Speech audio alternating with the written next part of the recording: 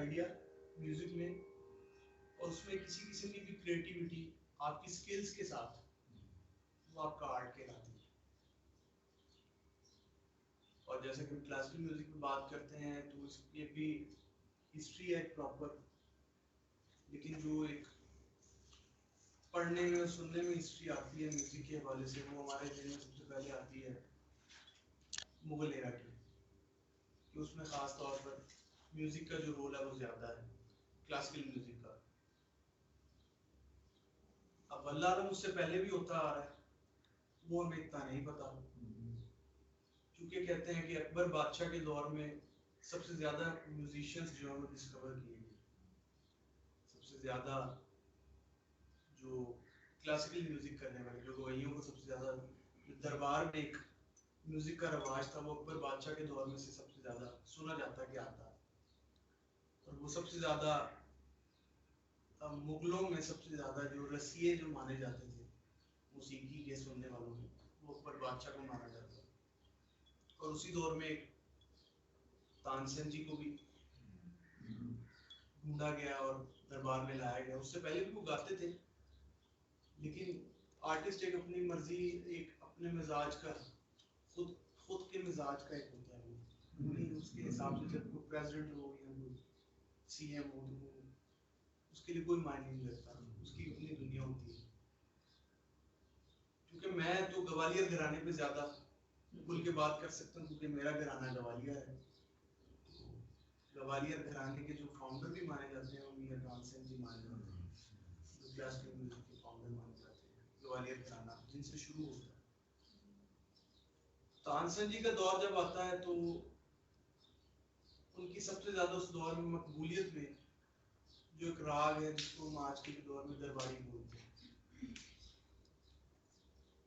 उन्होंने कहते हैं कि इतना इसको गाया कि पहले उसको कानड़ा बोला जाता था उस राग को, उसके बाद फिर वो दरबार में इतना फेमस हुआ कि उसको दरबारी का नाम दे दिया गया। तो गालिबन अगर हम इसका पूरा एक हिसाब लगाएं तो तकरीबन हम 11th जनरेशन ऑफ ग्वालियर घराना, मियां तानसेन जी की सब जनरेशन अगर हिसाब लगाएं, उसके बाद कुछ लोगों का इस पर भी इख्तिलाफ है कि तानसेन जी के घर औलाद नहीं थी, कुछ लोगों का इस पर भी है कि उनकी जनरेशन बनती है। तो खैर हर चीज में करप्शन है, यहाँ पे भी वो बादशाहों की अब बुक्स मिली है जिसमें लिखा हुआ है उनकी औलादों की किताबें भी हैं। बिल्कुल।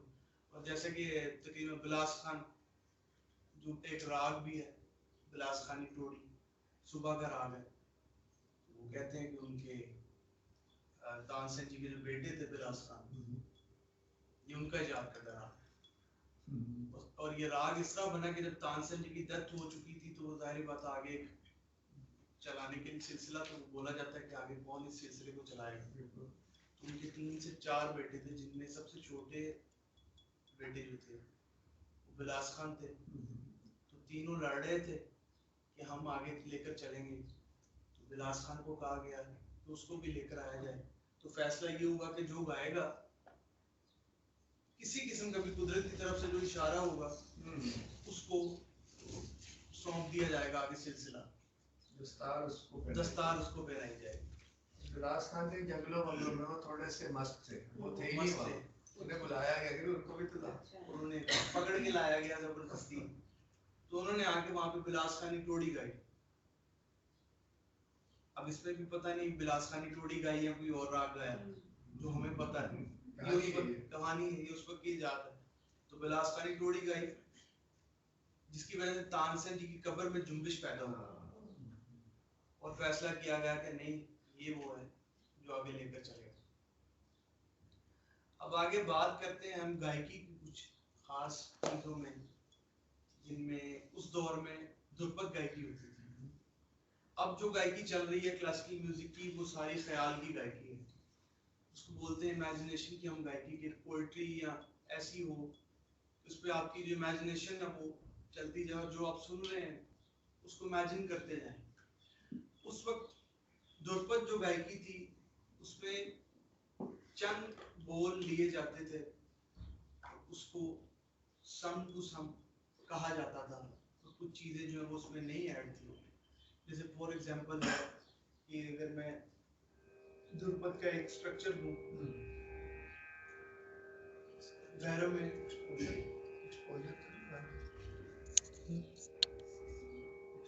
का ऊपर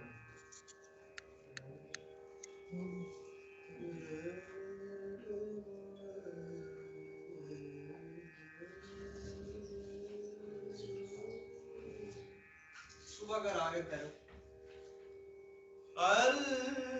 अल्लाहु अल्लाह जल्ले शान, अल्लाह अल्लाहु अल्लाह जल्ले शान, तेरो नाम लिया मेरी होवे तसल्ला, अल्लाहु अल्लाह जल्ले शान।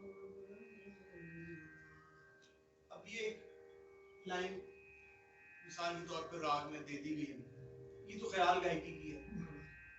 मैं स्ट्रक्चर बता रहा हूँ, उसमें आप बोल मारते थे जब या इम्प्रोवाइज करते थे मौसीकी में, तो उसको ध्रुपद गायकी को अल्लाह अल्लाह जल्ले शान, अल्लाह तेरो नाम ले आ मेरी रूबे तसल्ला, अल्लाहु अल्लाह अल, यूं बोल मारते थे उसमें। अब जो समझने वाले लोग हैं वो समझ सकते हैं कि उसमें जिसको हम बोलते हैं आम गायकी में कि तीये का पैटर्न होता था, अल्लाहु अल्लाह अल, अल्लाहु अल्लाह अल, अल्लाहु अल्लाह अल।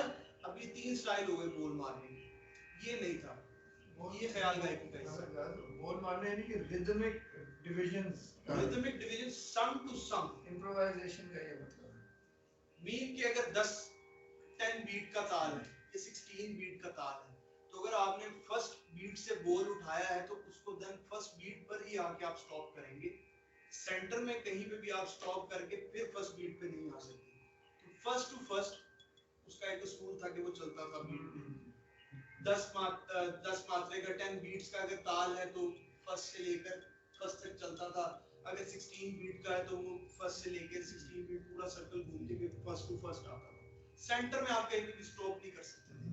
तो वो बड़ा एक वो गाना बड़ा क्रिटिकल सिचुएशन में एक गाना होता था बहुत ज्यादा, और वो जो वो करने वाले लोग थे वो बड़ा वो ध्यान से उसको करते थे। तो उसके बाद जाहिर बात है हर किसी का एडिशन है, कोई कहता है कि हजरत मीर खुसरो ख्याल गायकी लाए, कोई कहते हैं कि हजरत मीर खुसरो ने किसी से अडॉप्ट किया, लेकिन 90% 100 में से आप 99% लोगों की यही राय है, मुतफिका राय है कि हजरत मीर खुसरो रहमतुल्लाह अलैह की ज्यादा ख्याल गायकी। ख्याल गायकी ऐसी गायकी की जिसमें इमेजिनेशन रहे। अब आप असूलन एक बात है, आप किसी के घंटे का गाना सुन रहे हैं, 1.5 घंटे का गाना सुन रहे हैं, जब आपको समझ ही नहीं आ रहा तो आप उसमें क्या करेंगे। तो ख्याल गायकी में इमेजिनेशन की गायकी लाई गई। ख्याल गायकी का मतलब भी यही है, राग तो वही चलते आ रहे हैं जो ध्रुपद के स्टाइल में थे। कल भी वही भैरव था, आज भी वही भैरव, कल भी वही मालकोंस राग था, आज भी वही मालकोंस राग है। तो लिरिक्स ऐसे आए जिससे ख्याल की गायकी वजूद में आई, जिससे ख्याल, अब मिसाल के तौर पे ख्याल सुना देता हूं मैं।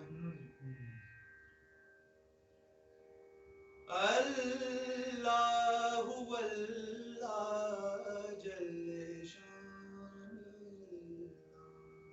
सुबह का राग है भैरव, और इसमें इबादत का अंसर पाया जाता है।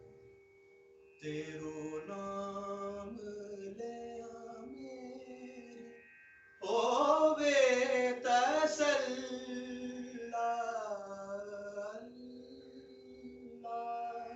अल्लाहु अल्लाह जल्ले शान, तू रहीम तू करीम, तू रहीम तू करीम, तू सतार तू गफार, 14 तबक में है तेरो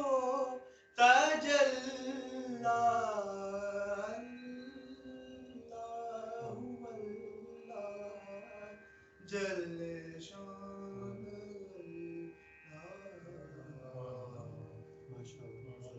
अब इसमें एक पूरा इबादत का स्ट्रक्चर नजर आता है।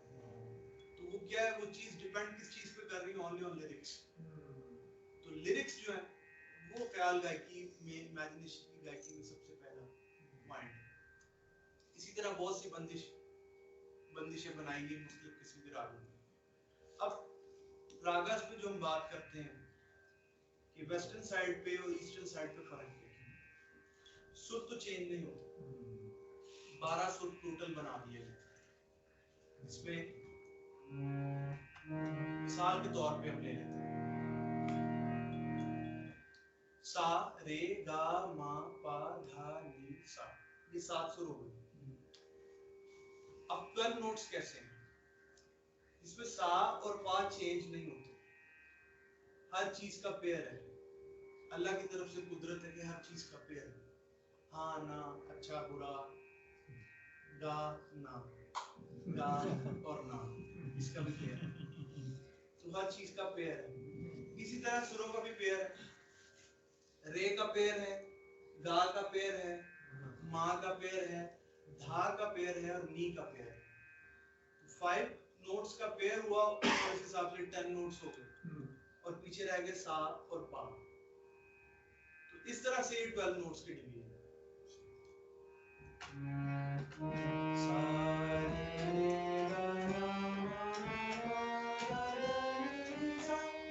ये 12 नोट्स हो गए।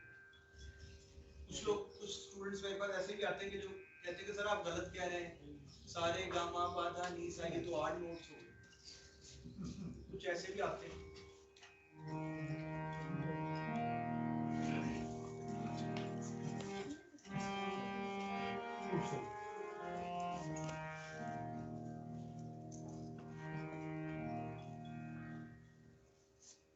ये इंट्रोड्यूस कराते लोग आपने बहुत खूबसूरत इंट्रो कराया।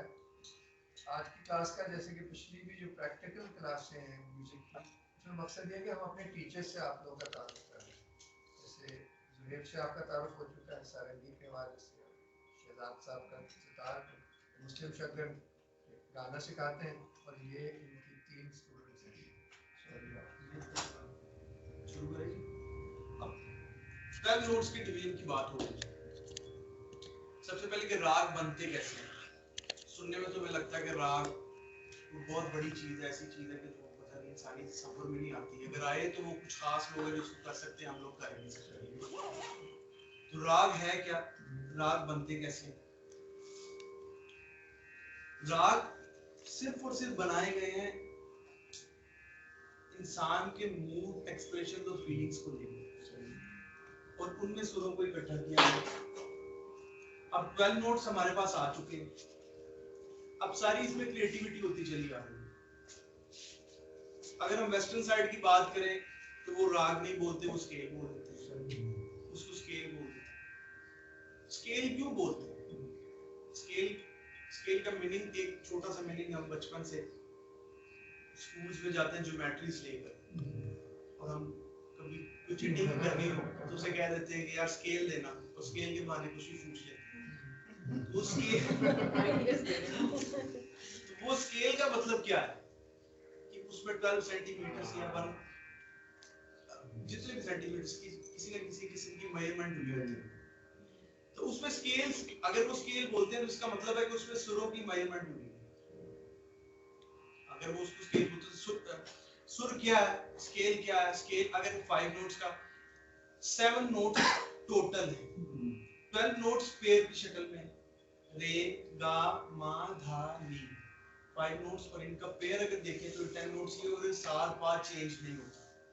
हम क्योंकि क्लासिकल म्यूजिक की बात कर रहे हैं तो उस हिसाब से ये कोशिश हो चुकी है इनको स्केल समझाने की। अच्छा है, वो शायद थोड़ा थोड़ा याद आ रहा हूँ। इसका मतलब मेरा ध्यान और खड़ा हो गया। नहीं, इनकी जब बिल्कुल बिगिनिंग थी तो इतना उन्होंने जॉब तो नहीं किया। तो अब 12 नोट्स हो गए। अब 12 नोट्स के अंदर 7 नोट्स या 5 नोट्स या 6 नोट्स, ना इससे ज्यादा ना इससे कम। इसके अंदर रहते हुए कोई ना कोई राग बनेगा, या तो 5 सुर का राग होगा, या तो 6 सुर का राग होगा, या तो 7 सुर का राग होगा। ना इससे ज्यादा हो सकता है, ना इससे कम हो सकता है। हाँ, अगर हम कुछ 200 साल पहले की हिस्ट्री देखें, जब बाज खंडे ने हमें सिलेबस की शक्ल में नहीं दिया था म्यूजिक, तो उस वक्त में भी हो सकता है। उस टाइम पे अगर रागास को देखा जाता था, गाया जाता था उस टाइम पे, तो वादी संवादी सुर और ये चीजें नहीं थी, सिर्फ स्केल्स थे, ओनली राग थे, और राग को उसके मूड के मुताबिक गाया जाता था। इनके वक्त, इसको गाने का वक्त, इसका वादी संवादी, इसका ठाठ, इन रागों की पूरी डिटेल जो है वो हमें क्लासिकल म्यूजिक में बाज खंडे ने दी है। म्यूजिकोलॉजिस्ट थे, उन्होंने हमें सिलेबस की शक्ल में दी। उसके बाद से हम थोड़ा सा उसको तरतीब में ले आते हैं कि रागस कैसे चलते हैं, कौन से वक्त का राग है, कौन सा किस वक्त का नहीं। क्योंकि बेसिकली जो डिस्कवर किए गए हैं राग, वो भी इसमें फोक म्यूजिक का हमारा बहुत बड़ा रोल है। क्योंकि फोक म्यूजिक अगर हम निकाल कर देखें,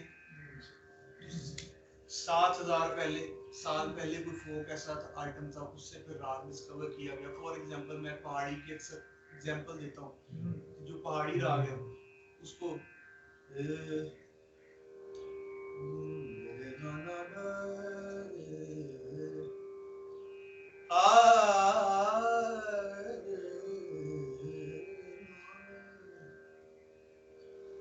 ले भैया चल रे माजी लो रे भैया, ले भैया रे ओ माजी चल रे लो। इनका खास स्टाइल है गाने का। किसी भी स्केल को, जो नॉर्दर्न एरियाज में जो लोग रहते हैं, वो पहाड़ की तरफ अगर चलते जाते हैं तो अपने किसी न किसी अपने स्टाइल में ये चीज कहते जाते हैं। तो कुछ लोगों का कहना है कि पहाड़ी राग वहां से आया। इसी तरह पूरिया कल्याण जो है वो बलूचिस्तान की सकाफत में से उसको डिस्कवर किया गया, राग पूरिया कल्याण। डिफरेंट रागस इसी तरह डिस्कवर किए गए, कुछ फोक म्यूजिक से, कुछ वैसे भी सुर लिए गए और राग बनाए गए। राग स्केल्स की जो बात हो रही थी कि बनते कैसे हैं, राग को 5 या 6 या 7 सुर के अंदर बनाया जाता है। और उस चीज में ये भी चीज देखी जाती है कि उसकी फील, उसके एक्सप्रेशंस उसमें कायम रहे। अब जैसे फॉर एग्जांपल एक राग है, तो वो राग के जो सुर हैं वो किसी और राग के भी हो सकते हैं। अब इनको चेंज कैसे किया जाएगा, इनमें पहचाना कैसे जाएगा कि ये फलां राग है, ये फलां राग है, ये फलां राग है। अब फॉर एग्जांपल मैं भोपाली को ले लेता हूँ, सरे गा रे सरे गा, ये 5 नोट्स का राग है। सरे गा प दा सारे सा दा दा प प ग प ग प ध प ग रे ग प ग रे ग स द स रे ग। अब इसका जो वादी सुर है, मतलब जो मोस्ट प्रोमिनेंट सुर है, जिस पर हम ज्यादा बार बार आके स्टॉप करते हैं, जिसकी वजह से पहचाना जाएगा कि राग भोपाली, वो गा है। गंधार और देवत, इसमें 2 सुर दिए गए हैं कि जिसकी संगत ज्यादा रहेगी तो ये राग भोपाली रहेगा। सरे ग रे ग प ध प ग रे ग, सरे ग रे ग प ध प ग रे ग रे स द स रे ग रे स। अब यहीं से प ध स रे ग, ये पहाड़ी की तान बन गई। प ध स रे ग रे ग प ग रे ग प ध प ग अब जितना गा पे स्टॉप करेंगे वो पाली रहेगा।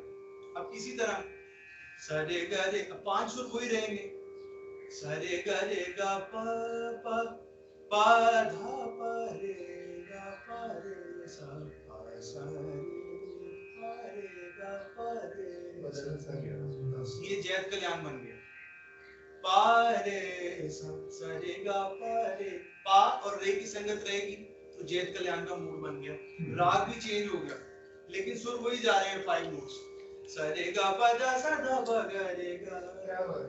ये भोपाली आ गई, सरे ग रे ग प रे ग गा प धा प रे गा प रे गा प रे सा पा सा रे प रे इसमें बंदिश करना है जेत कल्याण और शक्ल और क्लियर हो जाएगी रे माथे पे झूमर चमक रयो है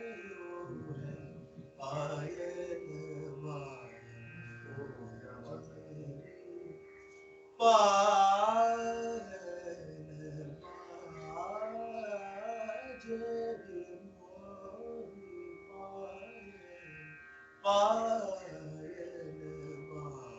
ये चीज ये इस रात की पहचान ये खास आइडेंटिटी है एकदम पकड़ा जाता है कि ये खास आइडेंटिटी है इस राग की जेत कल्याण की बहुत खूबसूरत प गा प रे सा पा सा रे सा पायल बाजे।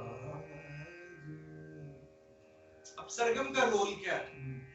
किसी राग की सरगम की जाती है तो पहचाना जाता है जरा जल्दी से कि ये फला सुर बोल रहे हैं, ये फला राग है। सा रे गा प जा सा गा प ग रे सा 5 नोट्स नजर आ गए।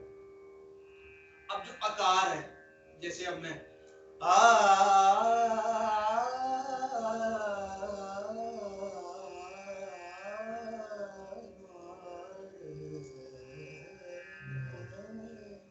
ये आकार चल रहा है, इसको आकार बोलते हैं। अब इसके नीचे सारी सरगम ही चल रही है। सरे ग रे ग पा ग रे ग पा धा पा ग रे ग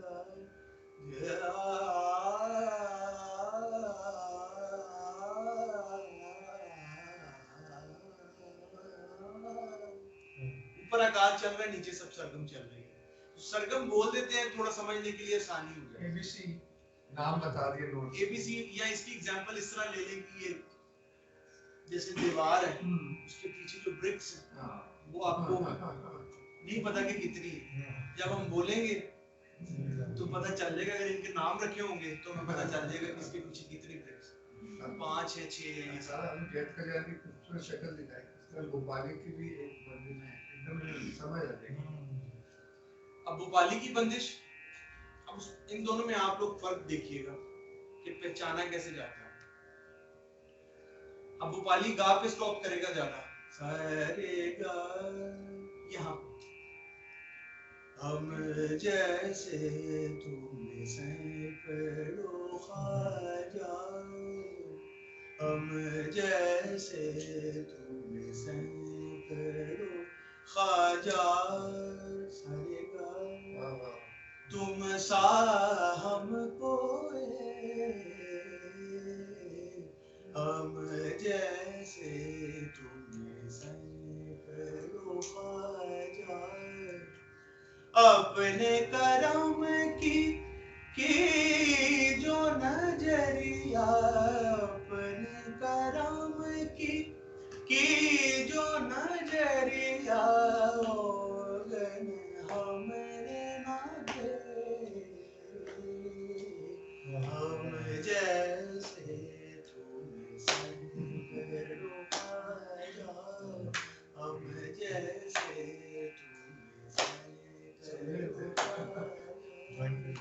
तो ये भोपाली चलता है।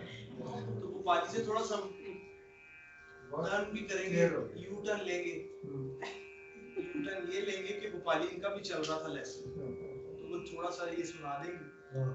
बिल्कुल बिल्कुल इनकरेज हो ना, दास वाकई हो रहे हैं।